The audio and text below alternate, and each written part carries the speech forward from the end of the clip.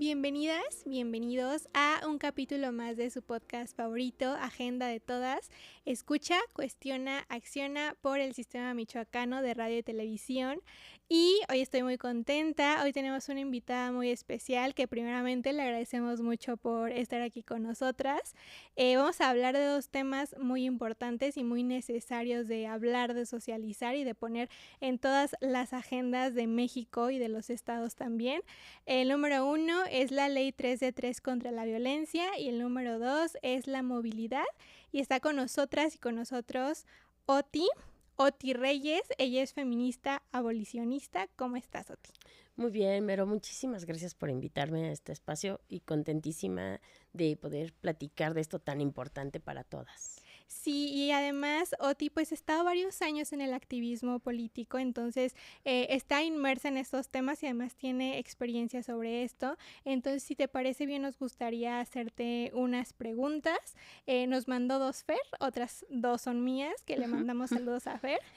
Saludos a Fer. Entonces, pues para introducirnos un poco en el tema de la Ley 3 de 3 contra la violencia, que es muy importante que se aplique en todos lados, que se aplique en todos los estados y que hemos visto información en los medios de comunicación, pero nos gustaría, tú que estuviste impulsando esta ley, que nos hablaras un poco más de ella. ¿Qué es la Ley 3 de 3?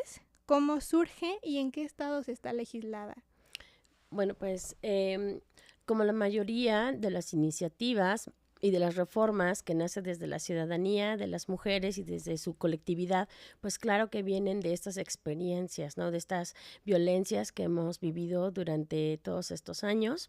La historia de la 3 de 3 contra la violencia ya tiene muchísimos años porque vemos que para 2021 venía... Cuando fueron los registros de los candidatos, venía esta parte de, bueno, ok, yo me voy a comprometer a que no soy violentador, no soy agresor, no soy deudor alimentario. Nada más era un lineamiento por parte del INE y que pues también adoptó aquí el IEM a nivel estatal, pero la lucha seguía porque necesitábamos que fuera una reforma constitucional. Entonces, esto es muy importante comentar que la 3 de 3 contra la violencia nace sí desde la ciudadanía de las mujeres, pero fue impulsada por todas las mujeres de todos los colores y de todos los partidos políticos, porque precisamente se identifican con estas vivencias. Estamos hablando que la 3 de 3 contra la violencia es para evitar agresores en el poder. La propuesta la hacen las constituyentes feministas y su máxima impulsora pues ha sido nuestra compañera Indira Sandoval. Durante el cabildeo, por así decirlo, de esta reforma, que ahora bueno es una reforma constitucional, nos dimos cuenta que la unión de las mujeres es la base para promover estas políticas públicas en favor de nosotras. Estuvimos en resistencia en el Senado porque fue precisamente durante la declaratoria donde nos quisieron utilizar como moneda de cambio. Y ahí fue donde nadie se mueve de aquí del Senado hasta que no se vote nuestra iniciativa. Entonces allí estuvimos 36 horas resistiendo. Yo creo que hemos sido la única colectiva que ha dormido ahí en el Senado y precisamente lo logramos en este gran ajetreo y golpeteo político que se estaba dando en el momento por otro tema que no era la 3 de 3. Al final sí logramos que se votara y se votó por una unanimidad, o sea, es decir, no hubo abstenciones, no, todos votaron por la 3 de 3 contra la violencia. ¿Qué nos encontramos después de esto? Pues fue difícil, como nosotros decimos, el pasearla en los estados, porque en los congresos locales es donde hemos encontrado bastante resistencia. Michoacán es uno de los estados donde no se ha armonizado, donde ya lo hemos intentado y donde desde este espacio hacemos un llamado a las diputadas y a los diputados para que se armonice, pero que es importante para nosotras que se armonice junto con nosotras, porque estamos viendo que muchas veces estas iniciativas y estas leyes que presentamos las quieren tomar como para posicionarse políticamente, pero no dan el resultado que nosotras buscamos inicialmente con estas iniciativas. Por eso nosotras hacemos un llamado a que todas las diputadas y los diputados que quieran armonizar una ley que haya salido desde la colectividad, pues contacten a las colectivas que son promoventes. En este caso, pues que sería con nosotras, con las constituyentes feministas, para poderle dar seguimiento. Yo veo a la 3 de 3 contra la violencia como un pilar de todas las iniciativas y de muchísimas cosas, porque estamos hablando de que la 3 de 3 es para que ningún deudor, ningún agresor en lo político, en lo público, en lo privado, en lo familiar, para que ningún agresor sexual llegue al poder. No solamente hablamos de candidaturas y de partidos políticos porque va para cargos de elección, de designación y pues obviamente también para estos autónomos como son las fiscalías, también estamos hablando de universidades, también estamos hablando del poder judicial, o sea, abarca muchísimos lados, abarca casi todo, ¿no? También estamos buscando obviamente que no haya agresores desde los proveedores, que no haya deudores alimentarios también desde los proveedores. ¿Por qué? Porque cuando alguien es cómplice y acuerpa a estos agresores es darles más poder y nosotras pensamos que los agresores cuando tienen más poder obviamente tienen más control sobre la víctima, pero también es donde nos cuestionamos, o sea, si hay un agresor en el poder que tal vez es deudor alimentario y no le importó a sus hijos, no le importó a la familia, pues mucho menos le va a importar la ciudadanía. Claro. Es un llamado para que se cumpla este principio de probidad y de honorabilidad que deben de tener quienes ejercen estos cargos tan importantes. Sí, y hemos visto justamente como lo dices, cómo protegen agresores que están dentro del poder, cómo los acuerpan, cómo los respaldan y es bastante triste esta situación. Y además me parece muy importante mencionar, como hemos mencionado varias veces, la importancia de las iniciativas que vienen desde la ciudadanía, de las colectivas, de la sociedad civil, que es también de suma importancia que se construya a la par de las y los legisladores, porque creo que es el punto de que sean nuestros representantes, es el punto de que nos estén, pues que estén ellos dando la cara por nosotros en estas tribunas, que se construyan políticas públicas a la par de la colectividad, a la par de la ciudadanía, porque al final somos nosotras y nosotros los que estamos viviendo las situaciones del día a día. Entonces, qué importante esto, y en este sentido me gustaría preguntarte, ¿cuáles son los principales desafíos que tú percibes que se enfrentan para la implementación efectiva de la ley 3 de 3? De la 3 de 3. Uh-huh. Pues es que primero es la falta de voluntad y sí. Vamos a llamarle pues compadrazgo que hay entre los agresores que tienen poder, ¿sabes? Muchas veces hablando específicamente de partidos políticos, prefieren proteger al agresor que perder militantes o simpatizantes o votos. Pero yo creo que es momento de cambiar la manera en que se hace la política y hay que regresarle el sentido de honorabilidad a los que hacen política partidista. Por eso también es uno de esos grandes desafíos que hemos tenido con los gobiernos de diferentes estados.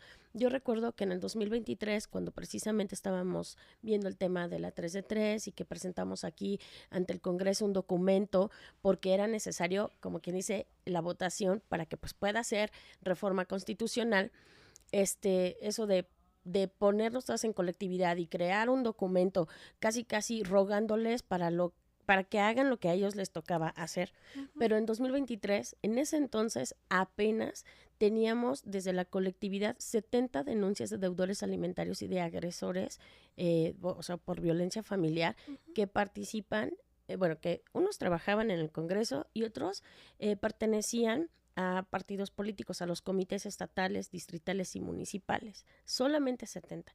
Cuando se empiezan a dar cuenta de la 3 de 3 contra la violencia, pues nos empieza a llegar más denuncias. Entonces, en esta parte de la 3 de 3 contra la violencia también viene una reforma a las fiscalías, porque es nuestro principal piedra, vamos a ponerle allí. Cuando nosotras hacemos denuncias, muchas veces ellos se identifican con el agresor y no dejan pasar, o son compadres, o saben, no sé, que es un magistrado, o que es el coordinador estatal de tal partido, o que es diputado. Entonces ellos, entre comillas, se tienen que alinear o saben que están tratando con alguien que tiene poder. Uh-huh. Entonces los protegen. ¿Y qué sucede? Pues o no se levantan las denuncias, o se levantan y no se judicializan. Entonces resulta que vemos esta coincidencia que también ellos son agresores, sí, ¿no? También ellos violentan, también ellos son deudores alimentarios. Requerimos limpiar todos los lugares de estos agresores. Requerimos limpiar los congresos, los partidos políticos, las fiscalías, el poder judicial. ¿Por qué? Pues porque sabemos que si lo hacen en lo familiar, en lo público o en lo privado, lo van a seguir haciendo de otra manera y van a seguir violentando, pero sobre todo protegiendo.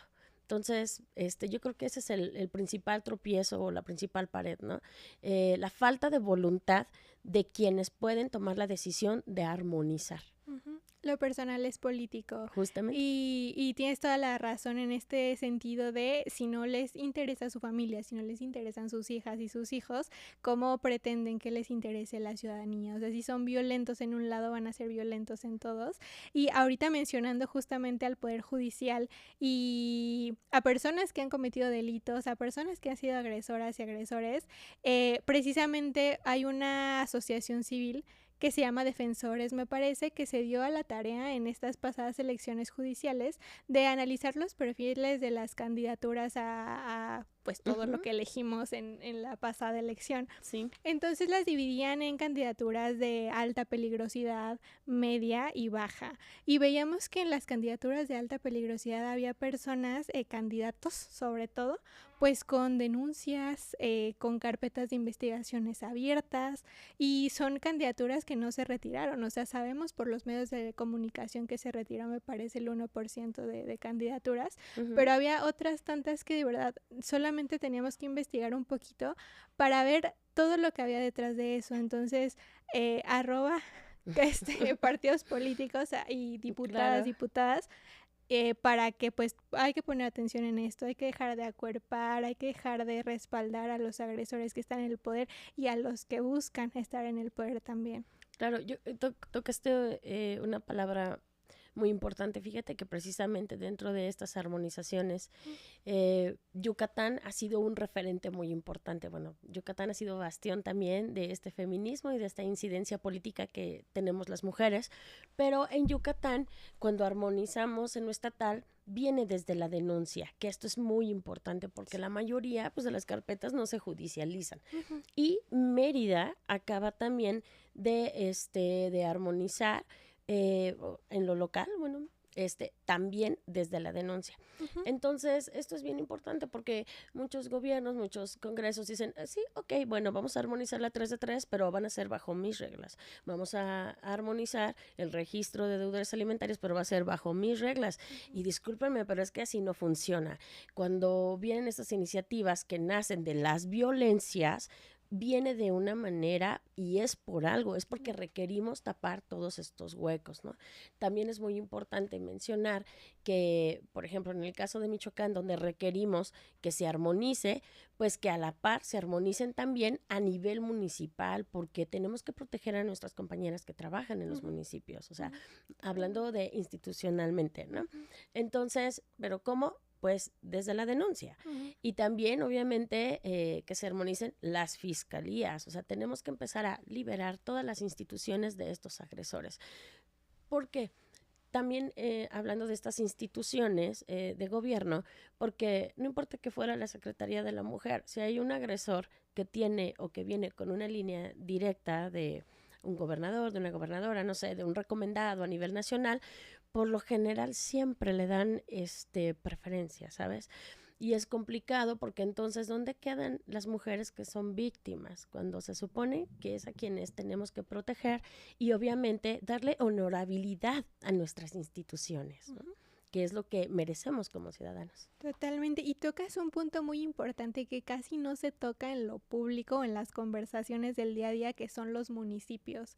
En los municipios de verdad hay una cantidad de violencia política, de todos los tipos de violencia, pero de violencia política que si nos acercamos con cualquier mujer que esté trabajando desde la municipalidad, cuenta una cantidad de historias de violencia que se viven allá en lo político, en lo municipal. Entonces sí es importante combatir la violencia desde todos los ámbitos.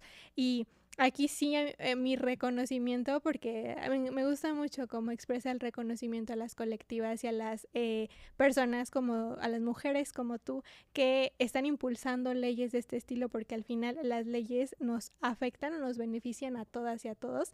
Yo sí recuerdo que seguí con mucha emoción justamente cuando se votó la ley 3 de 3 contra la violencia por redes sociales. Entonces qué emoción que se haya logrado y qué emoción que se sigan luchando en estos aspectos. Gracias. Y ya pasando un poquito al tema de la movilidad, Fer nos mandó esta pregunta.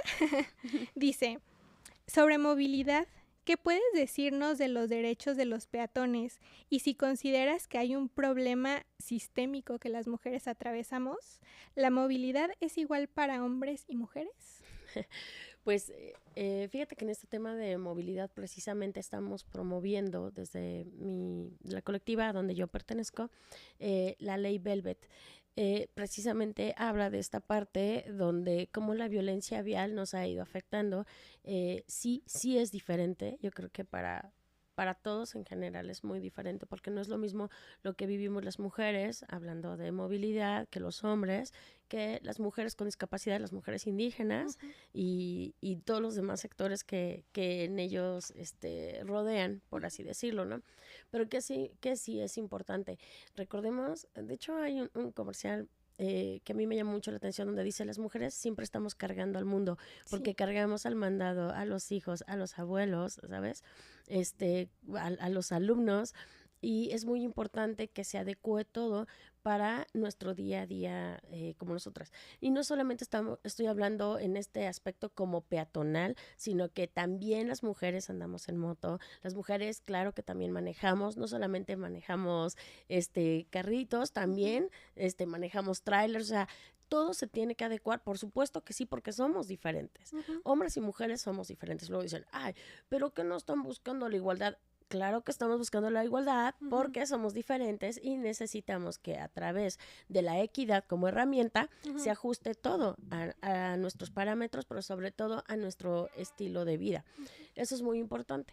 Fíjate que en cuanto al tema tan particular sobre la violencia vial, vemos que muchos hacen este reclamo de, pero a ustedes les cedemos el asiento, pero a ustedes sí.